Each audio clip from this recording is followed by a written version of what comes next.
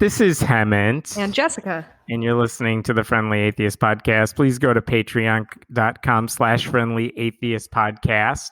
And if you're listening, you should know that if you donate anything to the Patreon page, if you give anything to Patreon, I have a special interview that's going up this weekend. It is with an actress named Alice Gretchen, who starred in an ABC Family show a few years ago called The Lying Game. She has a new book coming out this week called Wayward, a memoir of spiritual warfare and sexual purity. And I mean, of course, you don't know a stranger's backstory necessarily, but her story about coming from a fundamentalist Christian background to not that is, I don't say this that often. It's so unbelievably well written and surprising. And I've read a lot of these types of memoirs. It was an amazing conversation. It is going to be available to Patreon subscribers for the next week, and then we'll put it out on the main channel after that. But if you subscribe to Patreon, you'll get first crack at that. Cool. Jessica, how are you? Oh, not too bad. Just, living my same life that I've been living for the last 50 weeks or so. How are you, bud? Join the club. Yes. The same. I feel like it's been a year since Biden has been elected, but I realized someone posted this and I had a hard time grasping it. I've heard Trump's voice so little over the past week, it's so weird. Yeah. Oh, I love it. I love when I get push notifications, not having a small panic attack. Yeah. I love it's just very good and great. I like and that nice. The argument is, are Democrats doing enough? Because they could, but they haven't yet because of other reasons, but not the world's on fire in a new way. Here it is. It's just a nice change. I mean, I am immediately over people who are already complaining that Biden isn't doing enough. Like, it's been a week and he's actually done a fuck ton. Yeah, which we'll talk about in a little bit. And to be fair, I do not think he is above criticism or anything like that. It's just one of those things like, whoa, wait, you went from Trump, who called Mexicans racists, but now you're mad that that Biden didn't go far enough on this gay rights bill. I don't know. I don't know. Let's blame all 427,000 COVID deaths on Biden. I think that's the only reasonable option now. Right. I think I tweeted oh my God, did you see that tweet? Oh God, maybe yesterday or the day before, time has no meaning, that somebody's already complaining. They posted a picture of the White House and there was a cord going from a TV to a wall, and somebody during took a press picture. briefing, there was a cord on the ground. And Mikey says if he was Navy Tech, he would have been fired for that. But he's, I think, being dramatic. 100%. He said 100% he'd be fired for that. Anyway, Michael is the third person of our podcast today. No, anyway, but it's just one of those someone was legit complaining about that. Yeah, that would have never been allowed in Trump's White House, and it's well, you had a Diet Coke button. I don't know what to tell you, bud. Yeah. Anyway. Well, you know what? Hey, have you watched the show Ted Lasso? Because it's all I want to talk about. I have not. We just finally got Apple TV. And so we're catching up to things that people have been telling me to watch for 6 months. Fuck, Ted Lasso is so good. Oh, boy. I'll add it to the list of things I won't watch. Yep. Okay. All right, let's do our podcast. Right. Okay, this story has nothing to do with politics, so I figured we'd start with this. There is a Christian school called Rejoice Christian School in Oklahoma. No, that's just me. Oh. And it's a K to 12. Don't editorialize. It's a K to 12 school, K-12 school. And their website says our goal is to, quote, be a Christian school that provides students with excellence in education and strength in character, unquote. No surprise there. That is what they try to pretend to do. Okay. So here's the story. There's a little girl, 8 years old. Her name is Chloe. Apparently on the playground one day earlier this month, because they are meeting in school, she told a girl in her class that she had a crush on her. That was it. That's and cute. Now she's expelled. No, tell me again how old she is. 8. Fuck me. Yes. No. Basically, the vice principal sat her down and said, the Bible says you can only marry a man and have children with a man. And the girl was crying and she asked, does God still love me? What did he say? What did he say? What did he say? I don't know. We don't know what he said to that. We But don't know the ending of this story. we don't know the ending of what he said to that line. But basically, that was the start of the drama. He didn't kick her out because she had a crush. Okay. But after she got in trouble, like to the point where she had to talk to the vice principal about it, her mother was pulled into the conversation. And they asked the mother, do you know what your daughter said? And the vice principal said to the mother, how do you feel about girls liking girls? Like, aren't you mad at your daughter just like I am? And the mother, Delaney Shelton, said, I don't actually care. I'm fine with it. Like, whatever. And then they're like, no, that's the wrong answer. And so they kicked out her daughter and they kicked out her brother who didn't do anything. What? Yeah, just the family is out because the mother disobeys their faith policy, which is you have to say gay people are awful, horrible people, and you also have to say trans people don't exist. So they kicked out the family for this. And to her credit, the mother went straight to the news and said, good for her. Yeah, this is what happened. To be clear, the school has every legal right to have a policy that says horrible, bigoted things. And if a family says we're not going to adhere to this, whether it's because they choose not to or because they had no idea what they were signing when they signed up their kids, that happens. And the school has a legal right to kick out those families. This is not a legal issue. This is more ethics than anything else, that instead of trying to educate this girl or give her a reason to stay there, they're just like, what? This thing that has nothing to do with what we're teaching her in school, really. We're going to use that to just punish your family and whatever. You're all gone now. Like, it's a reminder of why decent people should not send their kids to a private Christian school. And I would like to think they've now made this girl, they've given this little girl a memory that she can hold forever when she becomes older and realizes she's an atheist.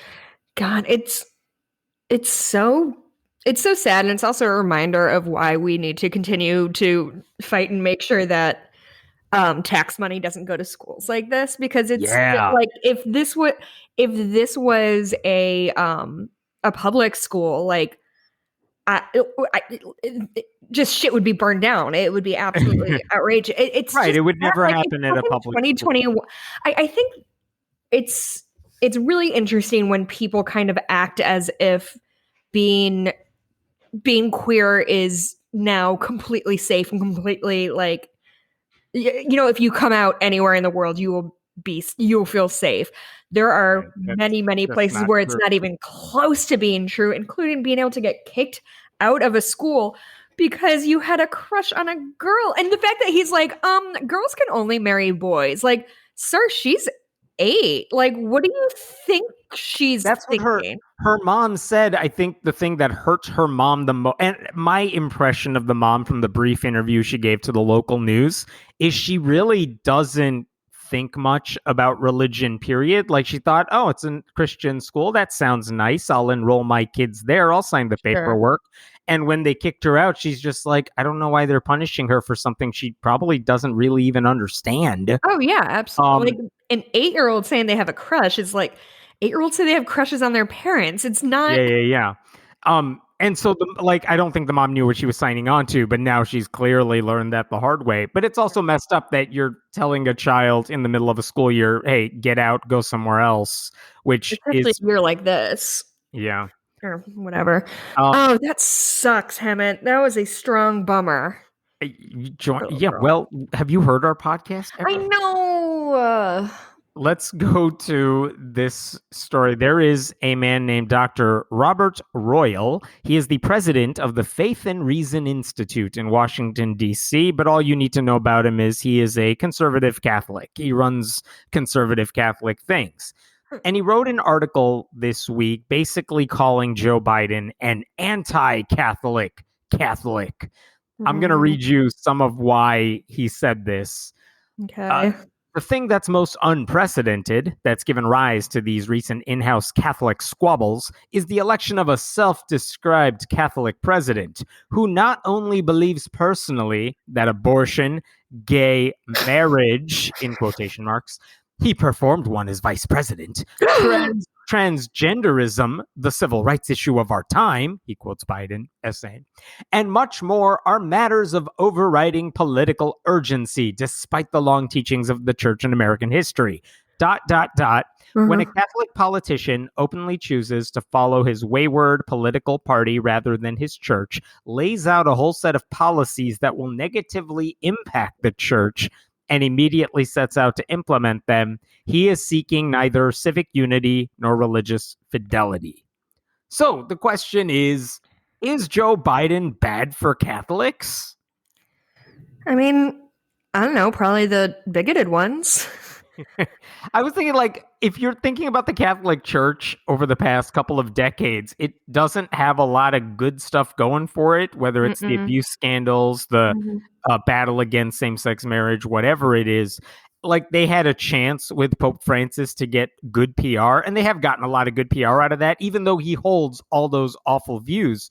Right. I would argue Joe Biden may be the best thing for the Catholic Church in a long, long time.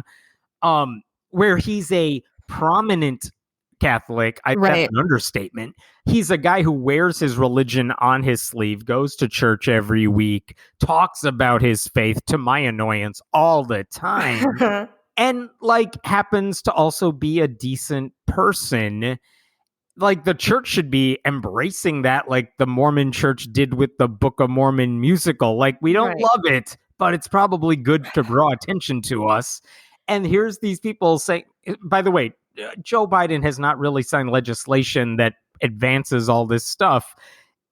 He's the stuff he has done, which I will agree with Mr. Royal on here, Dr. Royal on here, is he rescinded abortion restrictions that Trump signed with an executive order. He has made sure via executive order that anti-discrimination rules are in effect, and that trans people can be in the military and not be kicked out for being openly trans. Right. He reversed the damage on that stuff. And so far, that's kind of it in terms of the social issues. But I just want a couple things about that. One is, if this guy thinks Joe Biden is anti-Catholic or somehow, like, I don't know, a wolf in sheep's clothing sort of thing, nearly half of all U.S. Catholics support abortion rights in all or most cases. 57% of U.S. Catholics support marriage equality.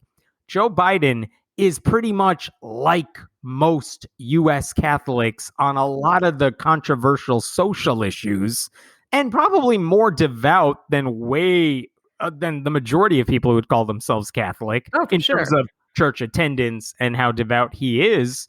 And I would also bring up one other thing, which is that look at the stuff he's done in his 1 week in office. It really hasn't been a lot of culture war stuff. I know they get outsized attention, but in terms of the most consequential things he's done, he's arguing that he wants to pass legislation that would allow immigrants to pursue legal citizenship.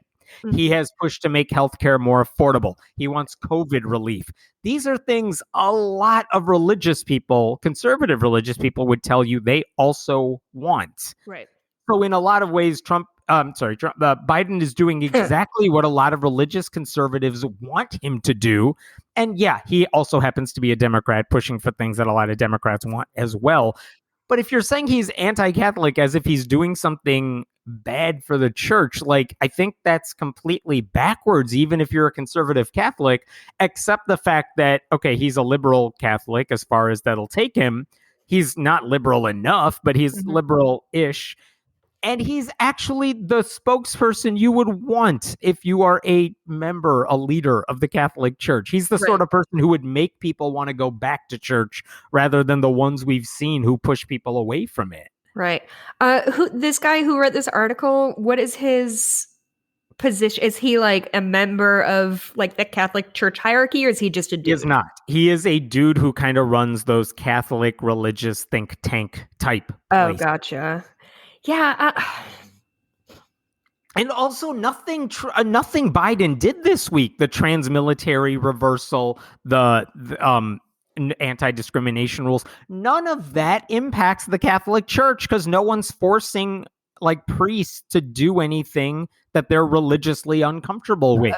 Right. And that's what it always comes down to, isn't it? That liberals want we want to be able to control what we do, whether that is control like whether or not we're pregnant or who we love or how we identify with our gender.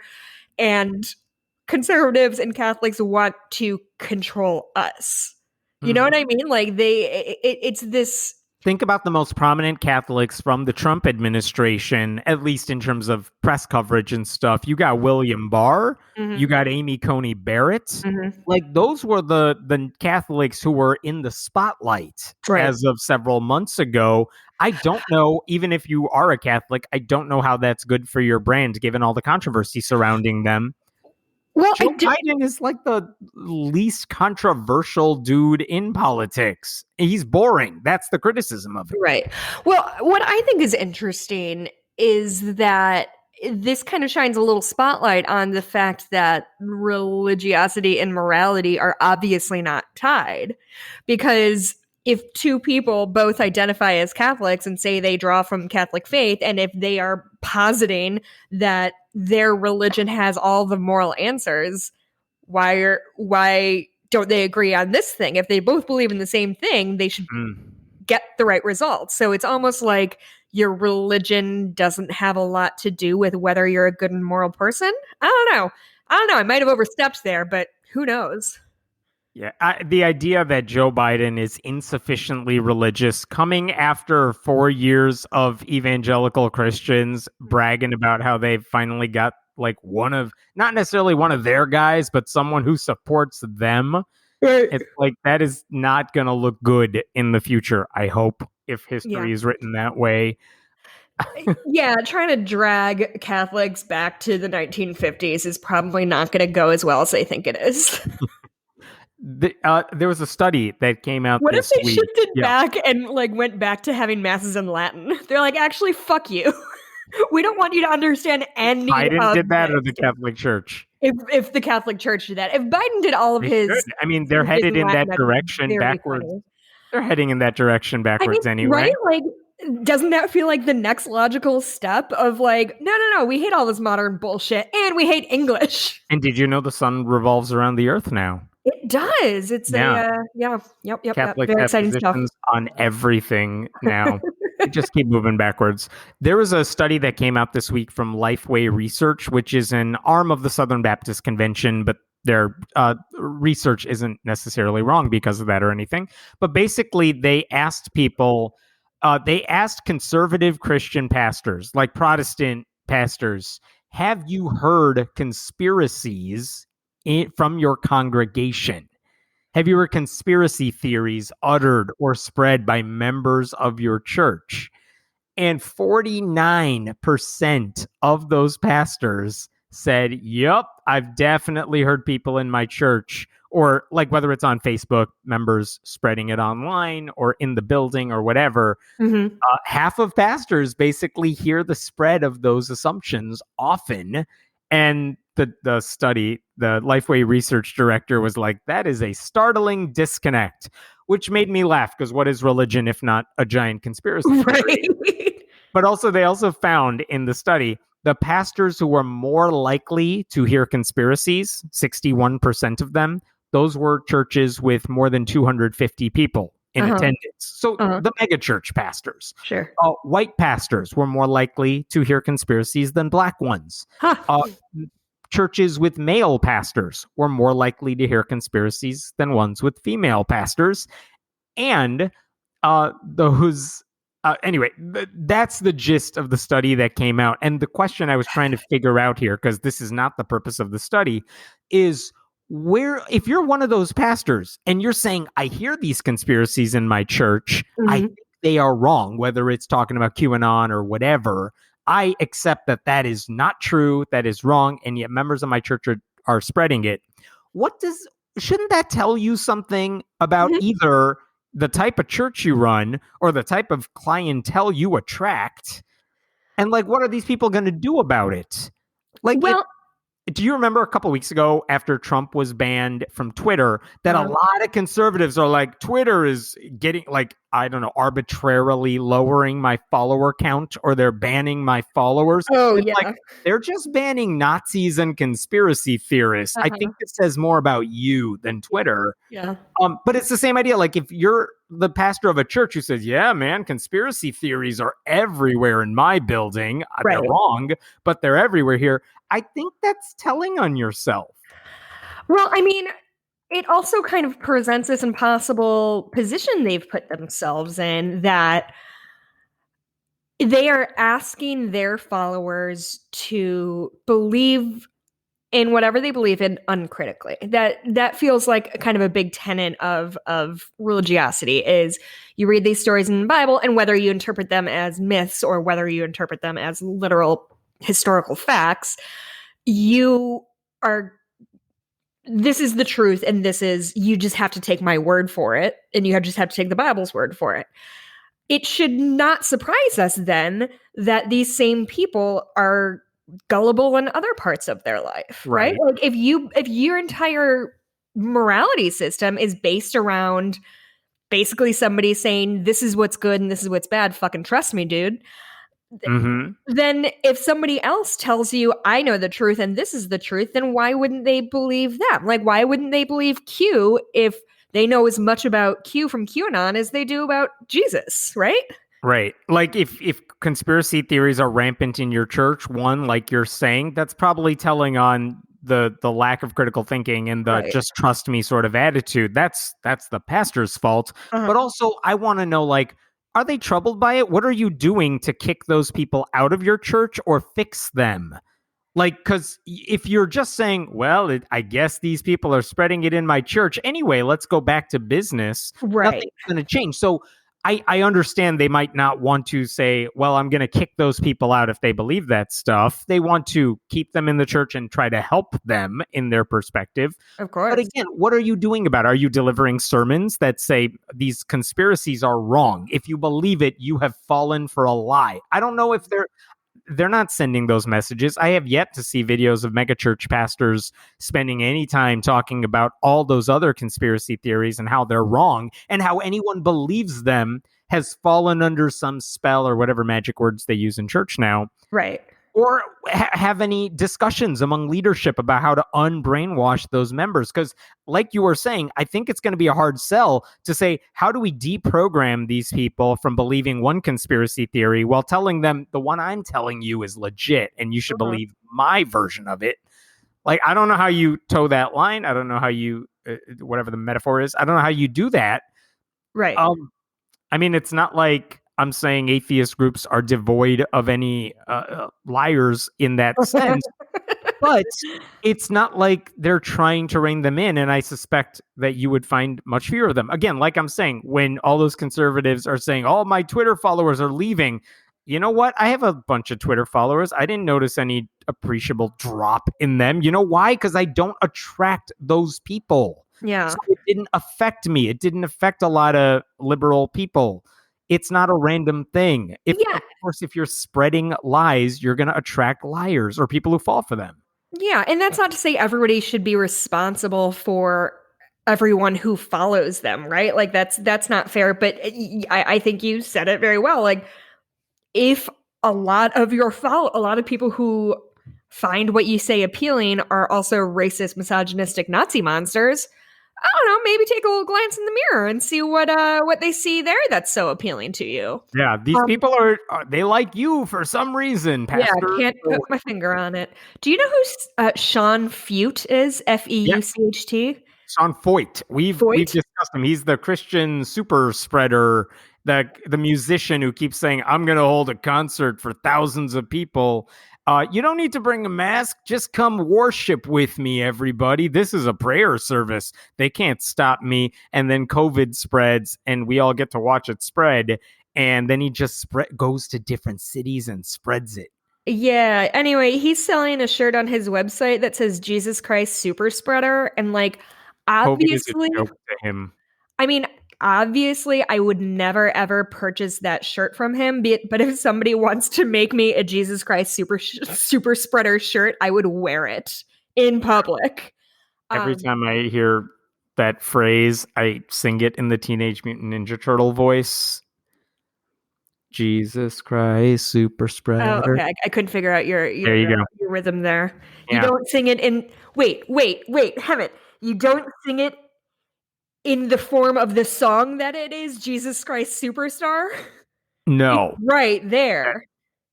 Jesus Christ Super Spreader. All right, that one works too.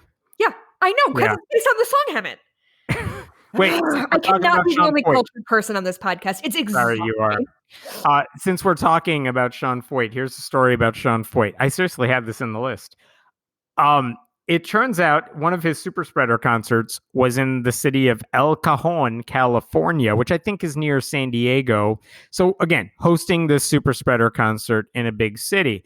Well, guess who was one of his guests at the concert? Andrew Lloyd Webber. Sir Andrew Lloyd Webber. So close. Okay. The mayor of the town, No. Bill Wells, he wasn't just there. He was like a participant. He delivered the opening prayer for the concert, and he told the local paper, like, they're all like, why the hell would you allow a super spreader concert in our city? California's struggling right now. Right. And he said, basically, it was important because it gave people hope. But here, that wasn't even the craziest thing he said. They asked him, like, aren't you afraid that the virus is going to spread because no one here is wearing a mask? And I'm going to quote him directly. I want to emphasize I spoke with Sean Foyt, who told me contact tracing shows this is not spreading the virus. He spoke to the Christian musician who's been spreading COVID everywhere he goes, and he said it was fine. That's like being an arsonist. Should I worry about the fire? And the arsonist is like, no, everything's all right. Fire is cleansing. And the mayor's like, all right, well, I guess I'll take your word for it. Far be it from me to second guess a musician. It's funny.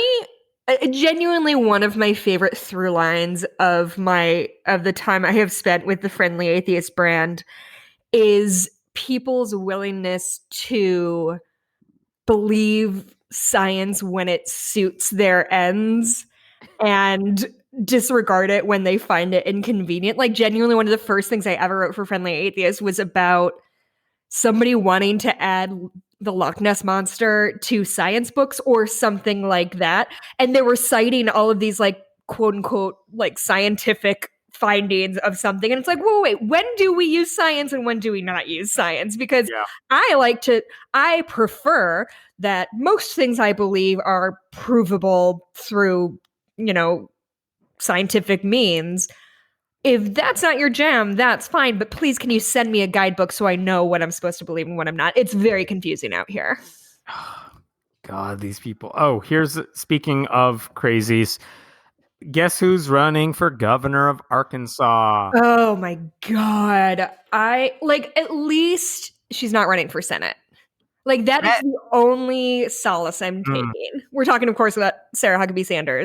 We are. I don't even know if they have someone up in 2022, but she is running for governor in 2022. Sarah Huckabee Sanders, Donald Trump's former press secretary, professional Christian liar.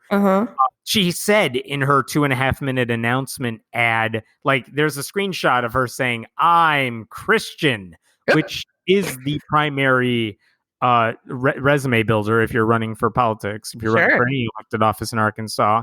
She said, my opponents are already turning their fire on me. But here's the truth, which is not true.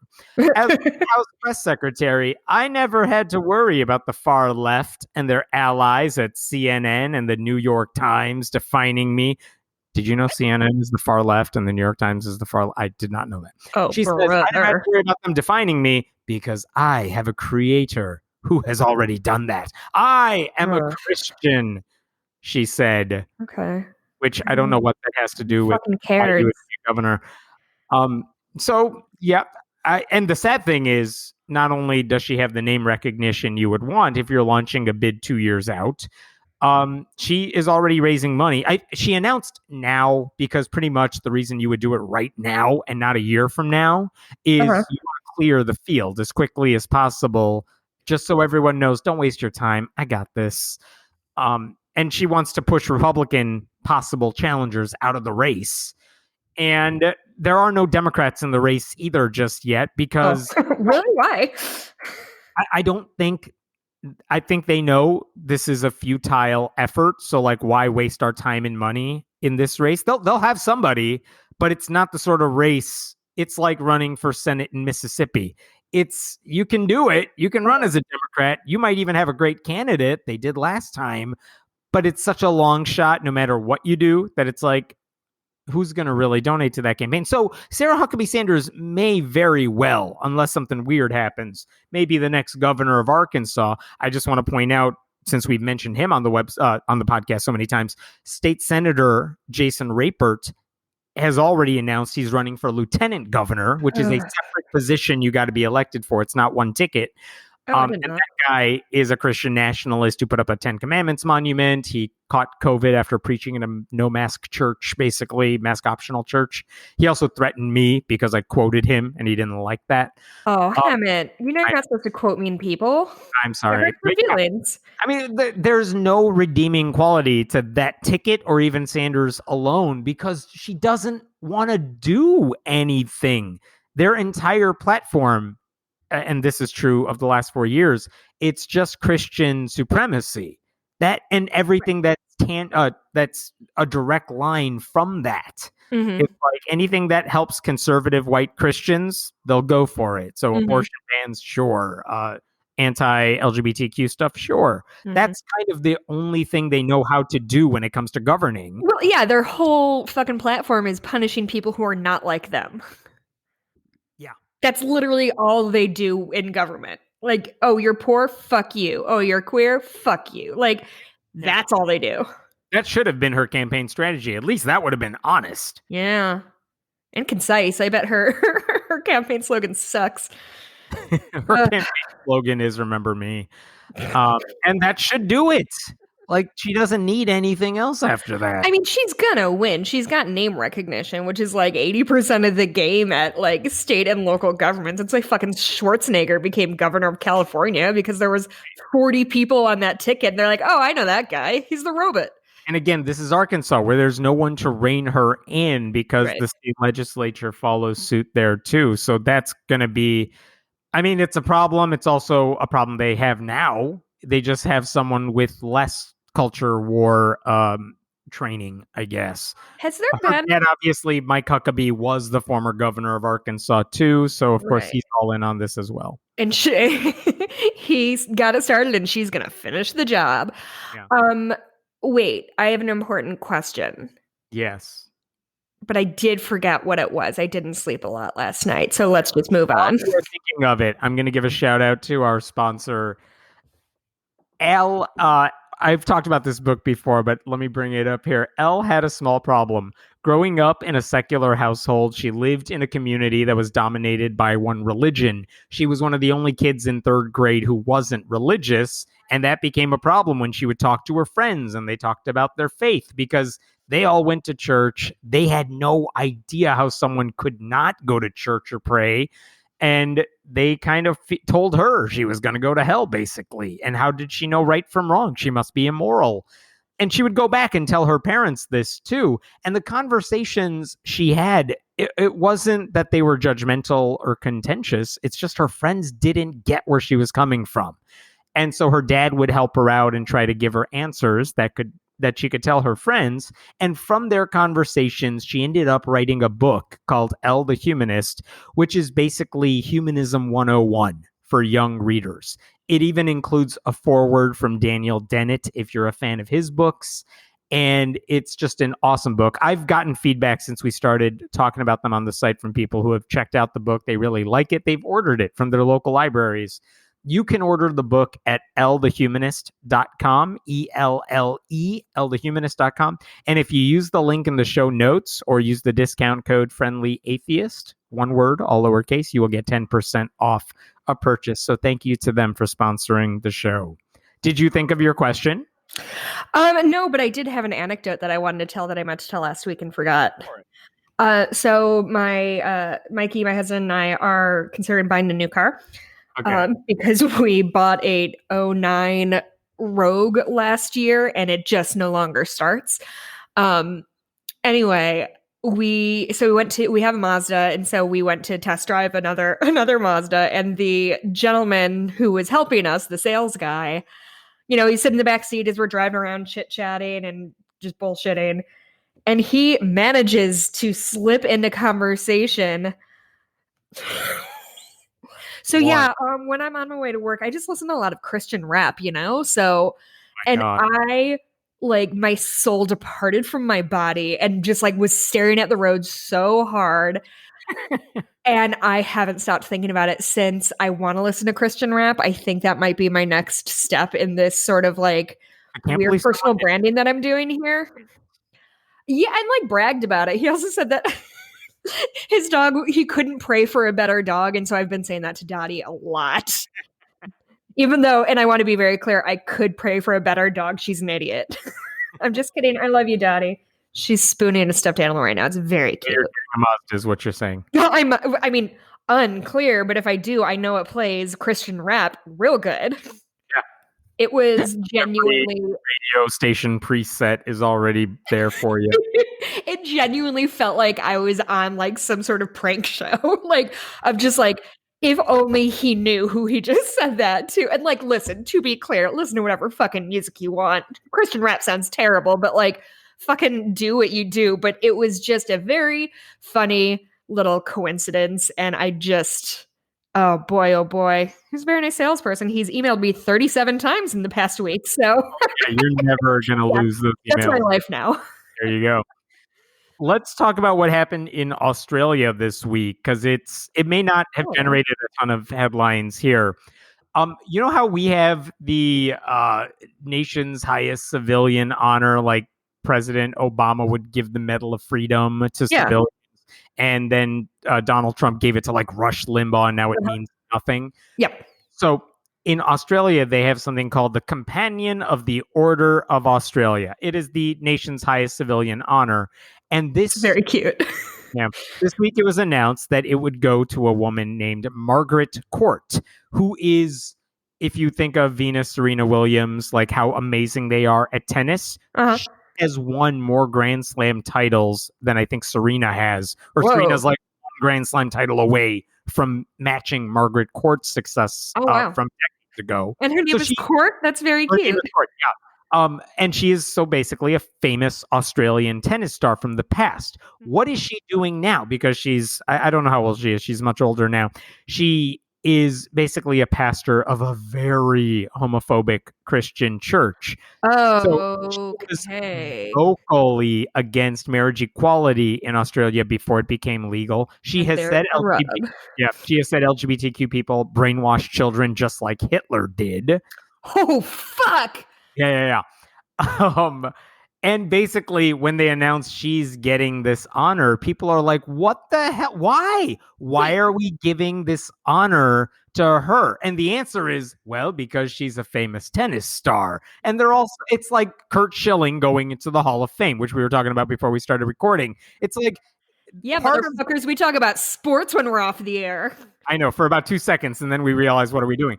But at least for the Hall of Fame, like, your character off the field is a factor you're supposed to consider. It's not just your stats on the field.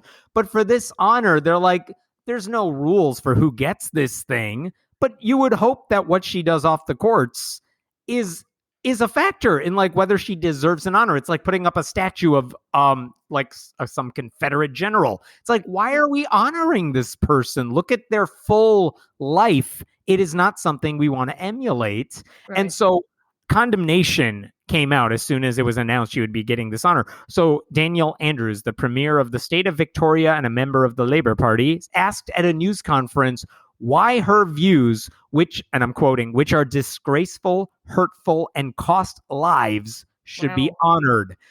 Someone else said the award was, quote, a disgraceful insult to everyone Margaret Court has harmed by voicing support for apartheid and her decades-long campaign against LGBTQ rights. And basically, the prime minister, who is conservative, Scott Morrison, I'm paraphrasing here, he's basically said, I have nothing to do with this. It is an independent council that decides who gets the honor. It is another government official who basically signs off on it. Don't blame me. I didn't do this. So he back away from it. But I would agree with the critics saying, like, I don't care what she did on the tennis court. This isn't an award saying, like, we're only looking at your tennis history and you did good, so here's a tennis thing. No, it's an honor that is meant to say our nation, like, respects you, and she's not a respectable person. Giving her the award would send a message that bigotry is okay, or that it could be glossed over, or that it's not a deal breaker for people in power. And it's also, I would argue, insulting to anyone else getting the honor who may very well deserve it. Oh, totally. But it's like getting the Medal of Freedom now. It's like, congrats, you now have the same award Rush Limbaugh has. What good is that now? I know I'm focusing on the wrong thing, but did Hitler brainwash people? I don't know, like, was able to easily villainize an out group like we've been doing over and over for millennia. Like, it's not brainwashing, my dude. If you want to call it that. Yeah, it's just, sorry. Like, that was not the important thing. It just really bugged me. Hey, can we talk about... by the way, I'm sorry, I forgot the most crazy thing she said this past year. Oh, okay, tell me. Margaret Court at her church when COVID broke out, and Australia, I believe, I know it's not New Zealand, but Australia has done fairly well relative to us anyway, dealing with COVID. But she said she is not going to close her church down because the virus, quote, will not come near our dwelling because we are all protected by the blood of Jesus. Okay. They're naturally immune to COVID because they're Christian. That is why no Christians have died from COVID ever. Did you know that? I did not know. I didn't know that, but it doesn't surprise me because Christians clearly have superpowers that we've all borne witness to. That's why they've been the last. Baptism does. Yeah, well, that's why they've been the last 46 presidents. Is that they have superpowers. I would like to talk about a couple things that are not directly atheism related, but I think are interesting. Yes. And where do you want to start? Yeah. Okay. So that's exactly why I just stopped talking, because my brain wasn't catching up. So I want to talk about the stock market, which is not something we generally cover in this. I do have a history of writing for like financial companies, so it's not completely out of me. So much about financial markets in general. Genuinely, okay. Boy, oh boy, I could rant about this for years, but genuinely, me learning about the markets in order to write market advice for like rich people is truly wild, because I am a certified idiot. So the more I learned about the stock market, so this is like 8-9 years ago is when I was doing writing like this, or when I started doing writing like this. And I realized that the stock market is bullshit and is not an accurate reflection of anything that affects any regular person's life. I mean, excuse me, that's not fair. Like 401ks, things like that, like all of that shit happens. But in terms of just like trading stocks, does not generate wealth for anybody besides the fucking stock traders. So the other day, Reddit basically caused an artificial bubble in the market. And it scared rich people so much that they froze the stock market. And I just have a thesis that the stock market is astrology for dudes who wear those blue shirts with the white collars. Like, it is meaningless, and we all talk about it as if it's meaningful. Trump especially loved to pretend that the stock market is any kind of tie to like reality or people's regular everyday lives, and it is absolutely not. And we know this because the stock market is doing really well right now. And guess what? Most of us are not doing really well right now. So anyway, I think the stock market is bullshit and it's voodoo, and I hope we get fucking trash it once and for all. That's one. Two, Kellyanne Conway cannot stop fucking up. Like, Story of her life. She is genuinely maybe the worst person in the country. Kellyanne Conway was formerly a Trump aide / her campaign manager, I think. She's married to George Conway, who hates her, and she seems to hate him. And they have a daughter who hates them both, Claudia. She's 16. This poor girl. Like, she came into prominence in 2020 because she was like basically calling her mom's bullshit out, and her dad to a lesser extent. Anyway, this is okay, so Kellyanne either accidentally posted a picture or was hacked and posted a picture of her 16-year-old daughter topless on Twitter. Now, that is a bonkers thing to happen, period. But it somehow gets worse the more you find out about. Like, you'd think a grown adult sharing child pornography of their own child is a pretty low bottom, right? Like, that has to be rock bottom. Unfortunately, for Claudia, it's super not. So Claudia has said that what she thinks happened is she said she took this picture. She didn't deny having a nude picture, which is whatever, her fucking prerogative. And her mom, she thinks what happened is her mom at one point confiscated her phone because of like grounding or getting in trouble or something. She thinks her mom found that picture and, oh God, where did it go? She said basically that she thought her mom saved that picture so she could hurt her in the future with it. Just a totally normal family dynamic. It's so fucking horrible that this woman is blackmailing her own fucking daughter and then fucks it up this badly.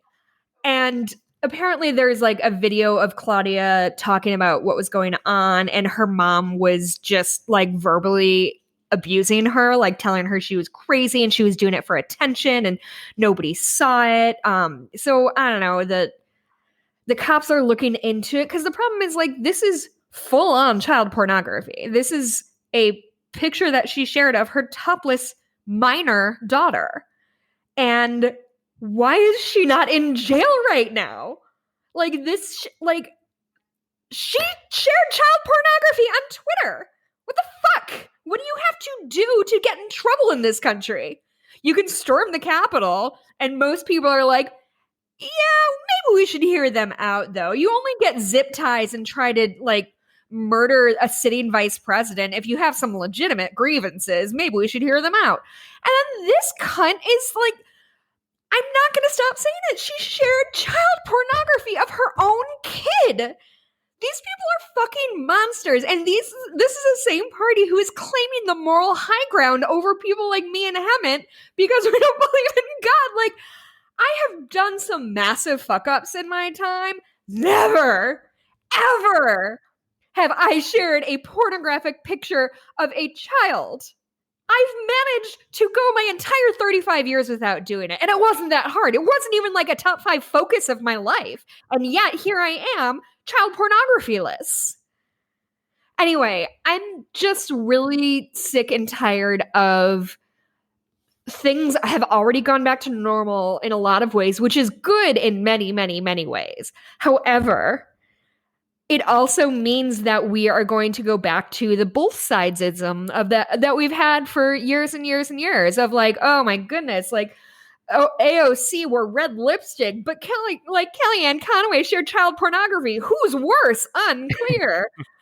And I just hope that we, like you and I personally, and anybody listen, I hope we all stay diligent and not let the press get away with like this both sidesism, because it is going to destroy us.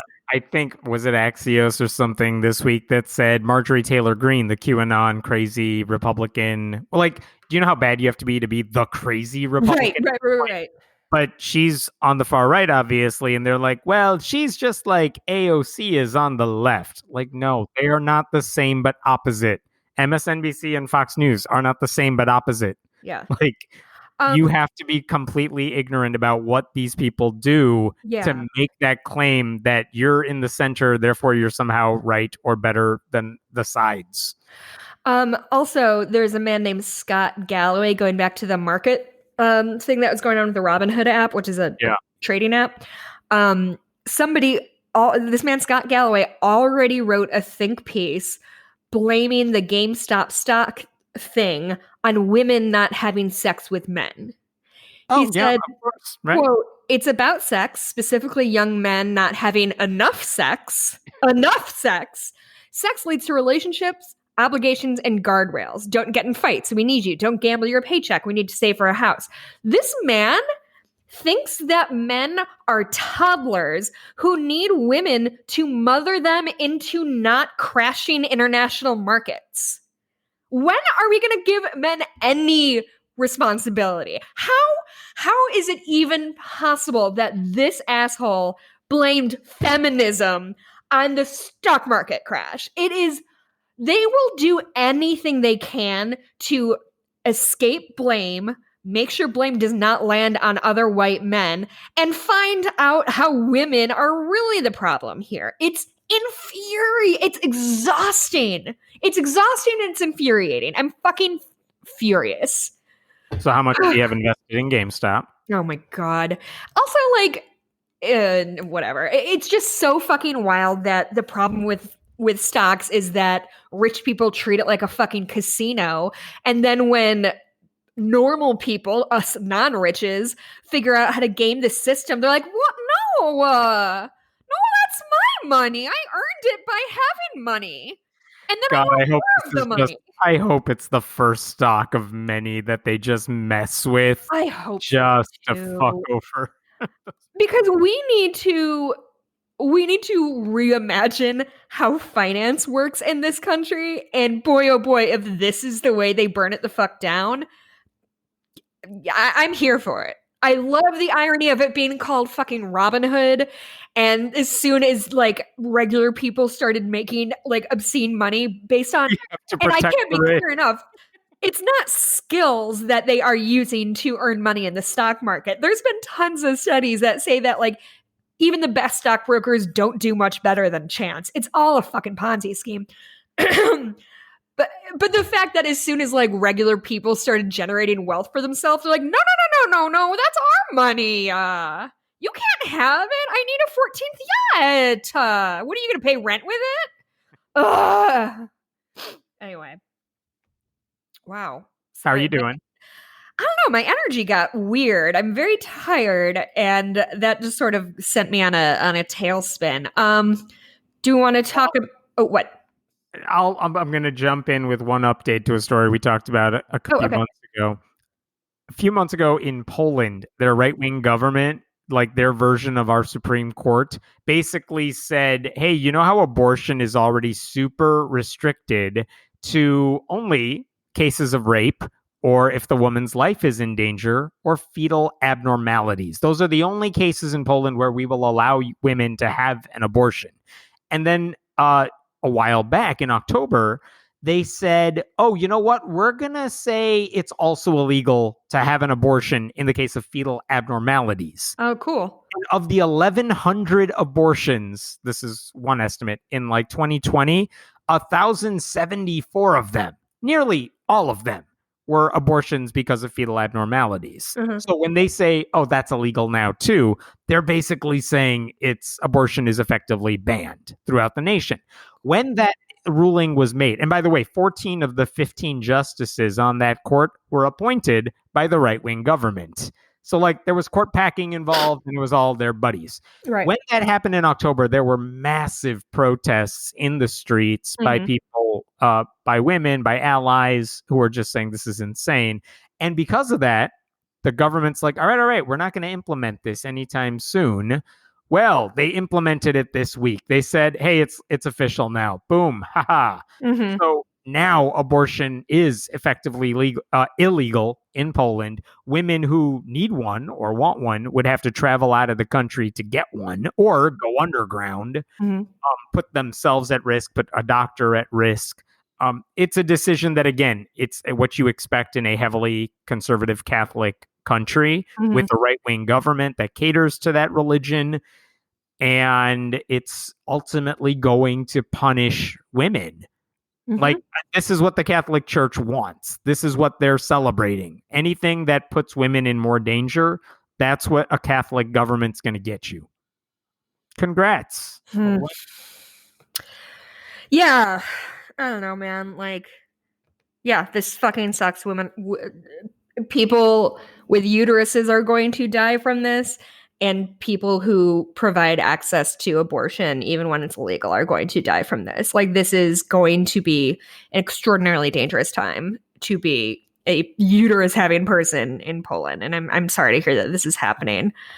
Um, the other side of that coin is that when you elect Republicans, when you elect Democrats in the United States, they don't do that shit as much.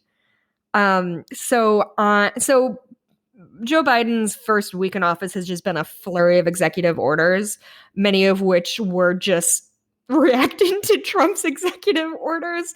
And how do you feel about the run of executive orders? What's your thought on Fine, good. Do all of them. Do anything you can right now. I mean, there should be I don't know how many more he has coming right now, but basically, if there's anything Biden can do unilaterally, go do it now before something crazy happens, Does it and then legislate the rest of it. I know they can be undone with a new president, sure? but who cares? Just go ahead and get it done, and then we'll talk about what needs to happen. Does it concern you that it sets a precedent for? Because I don't. I mean, No, no, it does. Okay. it's legal. Trump used it to his advantage. Right. And so I don't care that it's like unilateral and it could be undone. And it seems like it's just Biden signing whatever he wants in certain areas. Sure. But you know what? If that's what Republicans did, then Biden should absolutely do it because there's no other way to get shit passed right now. I know there are a couple loopholes that might allow Democrats, to get shit done with their Senate majority, like Uh-huh. their one vote Senate majority without a filibuster issue.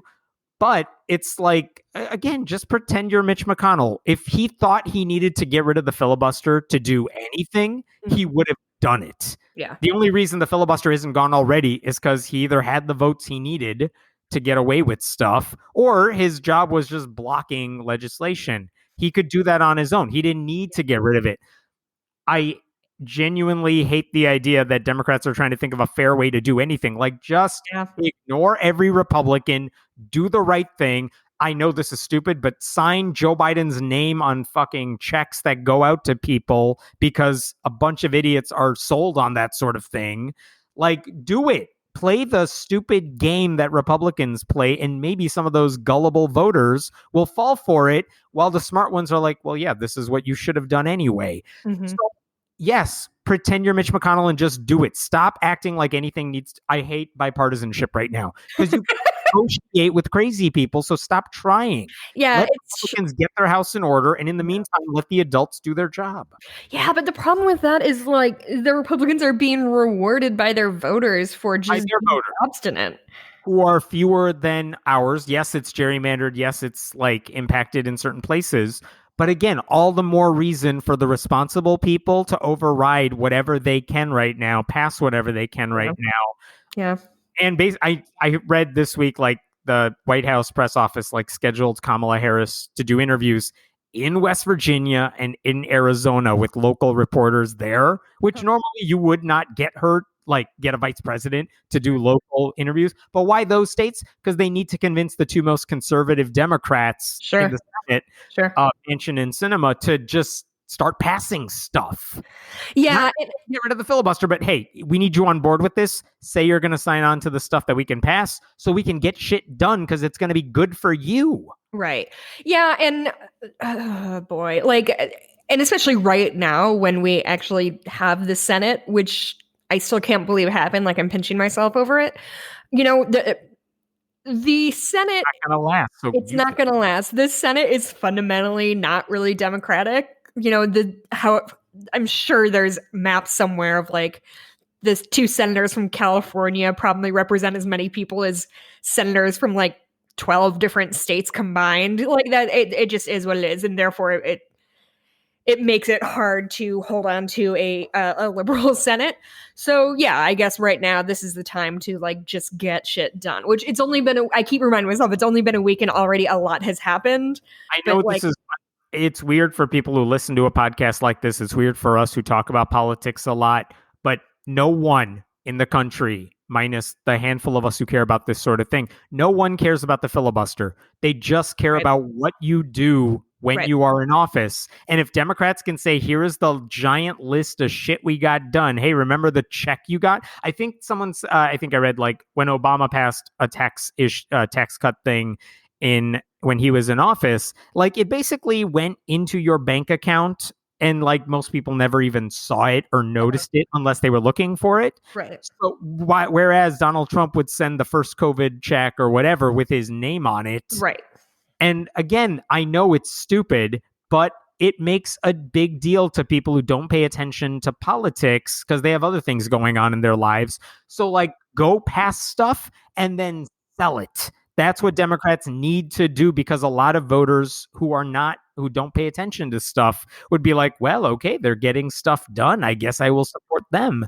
Well, and there's a longstanding reality that Democratic policies are very popular and Democrats are very unpopular. So you see conservative states passing what we would consider, very liberal ideas. The idea of like expanding Medicare is incredibly popular, but when championed by Democrats, our brand blows in the middle of the country. So people don't like it. So it's, I think if we push through stuff that will positively, because don't wait.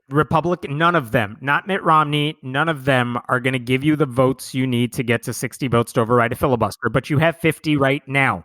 Right. If you can get the other Democrats on board and give Joe Manchin a reason to say this is why it's good for my conservative state, like, fine, you do what you need. I have no problem with trying to convince Joe Manchin to like let him take a different vote on other issues. Right. But for the shit they need to get done, just go do it. Stop trying to appease Republicans who will always water down a bill when they get their hands on it and then not vote for it ever. Right.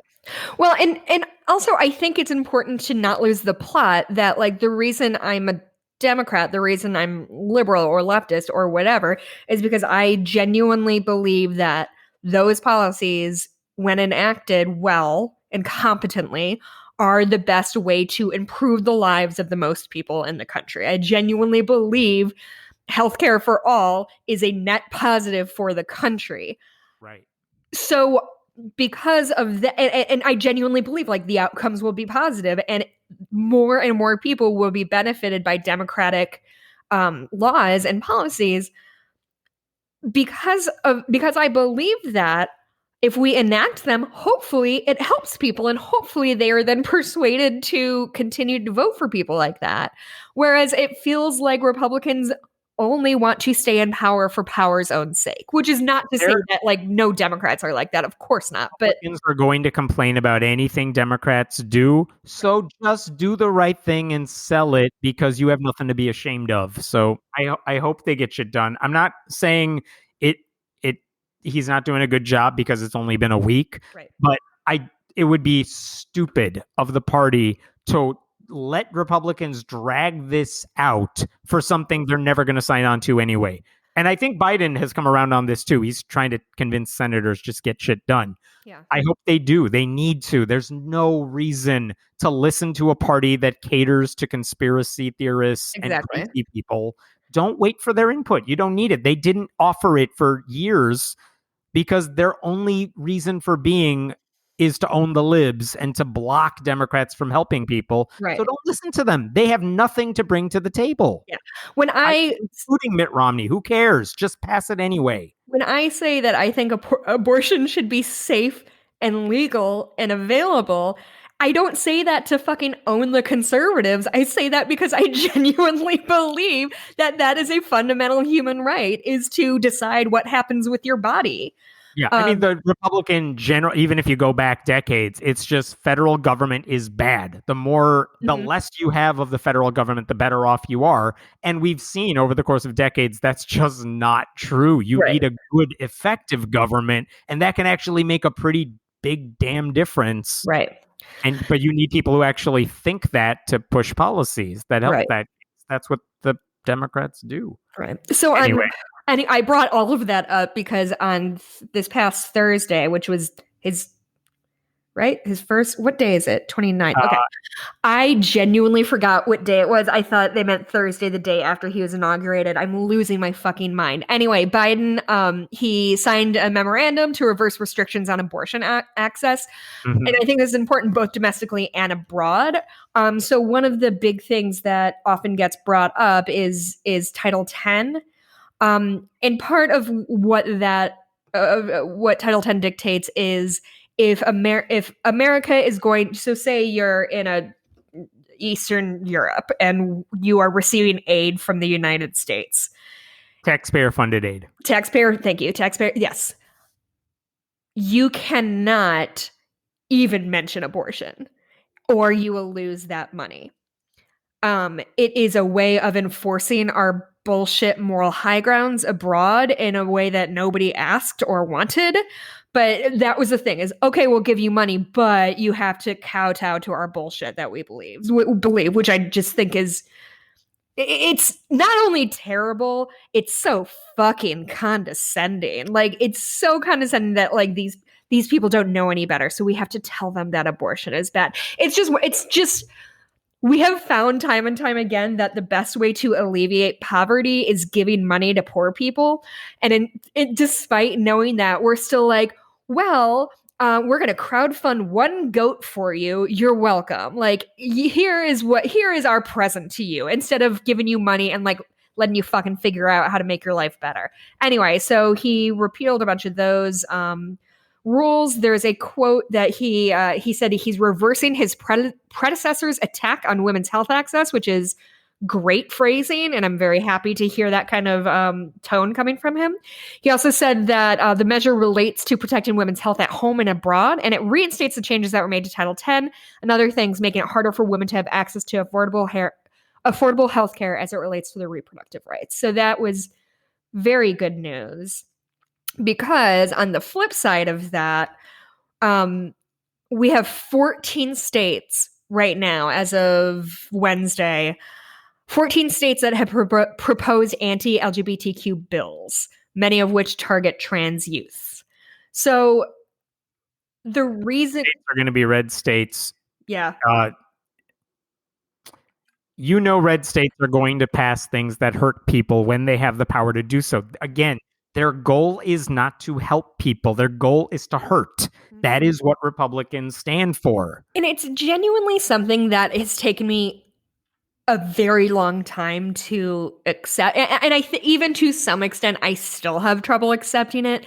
The fact that the pain is the point. Causing suffering is the point. I just think these people are genuinely unspeakably evil. They want to harm people for their own, I don't know. I don't know why. I don't understand why. And it's the reason I don't understand Republicans. Like, it just seems to me that these people just want to cause harm wherever they go. So, I don't know. We got Alabama, we've got Oklahoma, we've got Montana. It's just, they're so fucking, the amount of people pearl clutching on social media about trans athletes in high school is truly astounding. Like, I saw somebody who's like, all of girls' opportunities are being taken away because there's quote unquote boys in dresses, which obviously is not what I believe it is. The same people who say that sort of bigoted things about like, we just want to protect high school sports for women, stuff like that. Right. These are the same people who like mock the WNBA. Right. They don't care. They're using that as cover to just pretend to try to will trans people out of existence. Like, they're not doing it because they care about high school sports. I say this as the coach of a high school activity. Like, Yeah. they don't care. It's not a sport, Heaven. Let's all take it easy. I said activity. I'm not mentioning sport. Like, Um, but they don't care. They don't know anything about high school sports, and they don't pay attention to it. They're not really interested in that because they aren't talking to high schoolers. They aren't talking to the athletes. They're just trying to pass this saying we're doing this for the Yeah. kids. They're great. It's the definition of grandstanding. And it's so funny because like we see the ripple effects of positive lawmaking all over the place, especially when it comes to Title IX, which is a law. Oh, do you know when Title IX came about off the top of your dome? When it came about? Yeah. No. Can you look that up while I talk? Sure. Title IX was a policy that said there need to be as many activities. 72. There need to be as many options for girls as there are for boys in high school. So if you have, X amount of, I don't know the logistics of it, but essentially it's like, yeah, you need to have a girls basketball team and a boys basketball team. And you need to have, girls and boys gymnastics and cross country. And so that happened in 72. And then in the 90s, we saw this huge spike of like female athletes just dominating the Olympics and dominating the world that's held on to this day. And it's like, yeah, that's because people were given the opportunity to play tennis if their school didn't have a women's tennis team. Anyway, like sometimes I just wish Democrats would kind of dance in the end zone a little bit more. Right. And I mean, the one good thing right now is that pretty much everyone who's in elected office was around, a lot of them anyway, were either in elected office when Obama was there or, cognizant of politics when Obama was there. And they're well aware that he did a lot of good things and never took credit in the way he should have. He never danced in the end zone about it. And they know that cost them.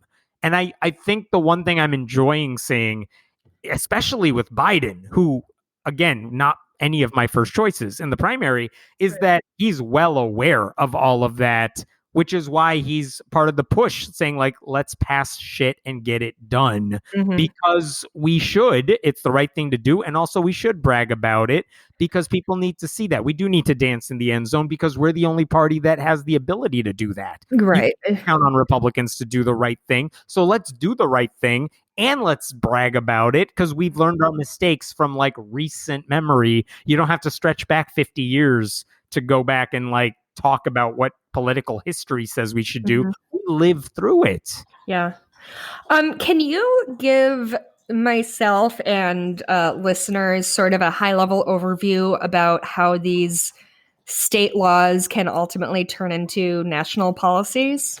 I mean, a lot of the things they are passing for LGBTQ rights, anti-abortion stuff, which is getting passed in a lot of red states right now, like full-on abortion bans, things like that, they are not necessarily constitutional. The reason Republicans are passing things like that is because they just want people to sue them over it, over the state law once it's passed, so that they can challenge it all the way to the Supreme Court, because they think now that we have a conservative supermajority on the Supreme Court, maybe they will uphold it and make that into law. Like the conservatives always say, no legislating from the bench. That's wrong. No judicial activism. But they're totally for it when it means like anti-abortion stuff, anti-LGBTQ stuff. So that's really what this is all about. They know they can't get away with it because if they're passing these laws that are like no marriage equality in our state, abortion bans, like we're going to do that, they know it will get struck down in a court. They know that. They want that because they want to get it up to the conservative Supreme Court. And the problem maybe right now is that if nothing else changes, like John Roberts has done this repeatedly over the course of the past few years, he's said, like, I'm not giving you a victory if you give me a stupid case. Right. Like, I think he totally wants to help conservatives. I'm not pretending he's liberal. He was telegraphing hard on that one. But he's basically like, if you give me a stupid case that makes me look partisan, I'm not going to do it. You got to give me like a borderline case or like push the edges. Right. Don't go full on crazy. Right. Yeah. But like, again, who knows? We all need to, it's him saying like, We have the same goal, but you need to let me do this in a like, yes, I In a want women to responsible have way. no say over what happens in their body. Of course, that's what I want. That's what we all want. But you need to do it above board. Yeah. Ugh. Which, man, I hope those judges, I know judges are retiring, and that's good.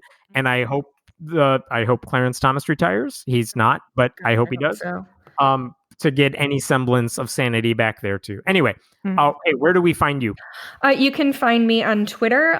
My handle, which I changed recently to just my name, it's Jess Blumke, JESSB as in boy, LUEM as in Mary KE. You can also find me on my Etsy shop. It's Bitches Get Stitched Done. I do a lot of custom cross stitch work, so reach out. They started about $50. I'm a little behind because I got a lot of orders recently, but I'd be happy to work with you to make something. And you can also listen to my other podcast. It's called Cooper Duper. It's a Twin Peaks podcast for regular people that I do with my husband.